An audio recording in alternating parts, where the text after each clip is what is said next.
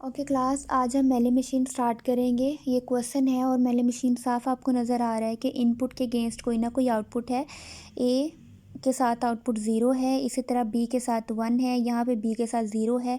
हर input के against एक different output आपको नज़र आ रही है, जबकि मोरे मशीन के अंदर हमें स्टेट के अंदर आउटपुट नज़र आ रही थी। ओके, जो हमने डिफरेंस पीछे पढ़ा था ये बिल्कुल वही है जहाँ जो मैंने यहाँ पे आपको बताया था मोरे और मेली मशीन के अंदर। आप देख लें ज़रा, यहाँ पे इनपुट के साथ आउटपुट था, यहाँ पे भी इनपुट के साथ आउटपुट है। ओके, अब मेरे मशीन के अंदर उसने क्वेश्चन हमें दे दिया। उसने कहा है मेरी मशीन है जिसके अंदर Q0 से लेकर Q3 तक हमारी स्टेट्स हैं। Q0 जो है वो इनिशियल है, इनपुट भी उसने बता दिया है, ए और बी के अल्फ़ाबेट हैं, और आउटपुट में भी उसने बता दिया है 0 और 1 के अल्फ़ाबेट हैं, और स्ट्रिंग हमें उसने क्या रन करनी है वो बता दिया। ओके, और ये भी हमें गिवन है, मशीन भी हमें गिवन है मेले मशीन की। ओके, सिंपल आउटपुट टेबल हमने बनाना है और ये स्ट्रिंग इसमें से पास करनी है। अब देखें स्ट्रिंग क्या है, A BB वो मैंने यहाँ पे लिख लिया बिल्कुल पहले मोरे मशीन की तरह। ओके, अब Q0 पे हैं, Q0 पे हैं, A आ रहा है तो हम किधर मूव करें, Q0 पे A आ रहा है तो हम मूव करें Q1 पे, और A के साथ क्या आउटपुट है, ज़ीरो, तो A के साथ आउटपुट हमारी ज़ीरो आ गई।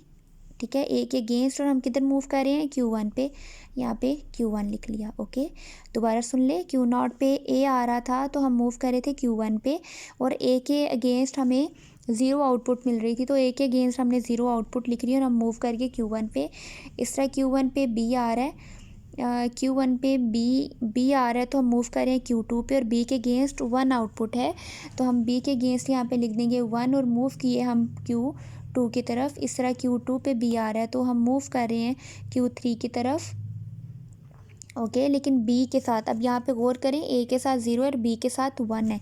हम किसके लिए मूव हुए हैं, B के लिए, तो B के साथ क्या है, वन, तो वो यहाँ पे यहाँ पे Q3 आना था और यहाँ पे वन लिखना था।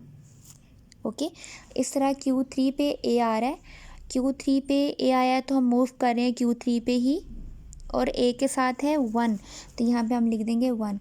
तो Q3 पे B आ रहा है तो हम मूव कर रहे हैं, Q3 पे B आ रहा है तो हम मूव करें Q0 पे, और B के साथ वन, B के साथ वन और Q0 पे B आ रहा है तो हम मूव करें अगेन Q3 पे, और B के साथ ज़ीरो, B के साथ ज़ीरो और Q3। ओके, इसी तरह Q3 पे B आ रहा है तो हम मूव कर रहे हैं अगेन Q0, और B के साथ आउटपुट है वन तो यहाँ पे आ जाएगी वन। इस तरह फिर Q0 पे A आ रहा है तो हम मूव कर रहे हैं Q1 पे, और आउटपुट क्या आ रही है A के साथ ज़ीरो तो ये आ जाएगी ज़ीरो।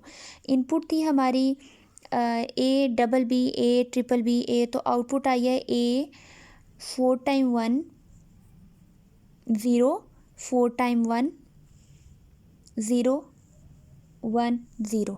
ओके, देखें 8 बिट इनपुट है और 1 2 3 4 5 6 7 8 ही बिट आउटपुट है। इसका क्या मतलब हुआ कि ये इंक्रीमेंटल मशीन नहीं है, जितने बिट इनपुट आएगी उतने बिट ही आउटपुट मिलेगा। ओके, और मेली मशीन के अंदर हरगिज़ ऐसे नहीं होगा कि आपको ट्रांजिशन टेबल दिया जाए और कहा जाए कि मेली मशीन बनाए। यहाँ पे मेली मशीन आपको डायरेक्टली गिवन होगी। ओके, क्यों गिवन होगी और क्यों ट्रांजिशन टेबल यहाँ पे नहीं गिवन होगा, क्योंकि हर आउटपुट के अगेंस्ट डिफरेंट आपको अब देखें यहाँ पे एक ही आउटपुट क्या है, ज़ीरो, और यहाँ पे एक ही आउटपुट वन है। तो आप किस तरह से, यहाँ पे तो आपने सिंपल कह दिया था कि हर स्टेट के अगेंस्ट आउटपुट है तो हम स्टेट के अगेंस्ट आउटपुट लिख लेते थे, लेकिन यहाँ पे इनपुट के अगेंस्ट आउटपुट लिखना बहुत डिफ़िकल्ट है, इसलिए इसका ट्रांजिशन टेबल नहीं बनेगा।